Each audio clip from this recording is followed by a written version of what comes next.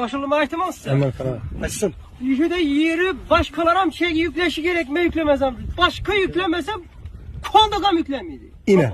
Ürgenliyiz mi? İşi geç. Yine hem yükleşi gerek. Şey monopolya yükleşi gerekmez miydi? Çin tutmasın. Bak hiç kime korkma gerekmiyor. Sen gelip Çiniz mi? Kırkı zamanı da öyle tıpkı cana poliler. Tuma tıkır olmaz. Hala şunu. Anası geldiği için ceza kullanıyordu. Her şey yükleşi gerek. Benim yüklemem başka yükliydi, başkalarım yükliydi. Fakat konduk şeyini... Kim yanında koysak kimi? Sen milli gövdede akran tutup yanında koysan utasan. Hava. Bolmasa mınçı adam seni sakat düşürmüydü. Ben aytamaz artık.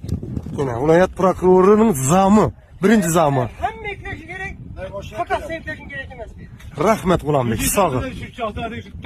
Ben yeni aytama, al kamera. Şeygeni hem yükleşi gerek. Kuandık bilen yoldaş monopoliyat ülkesi değil yok.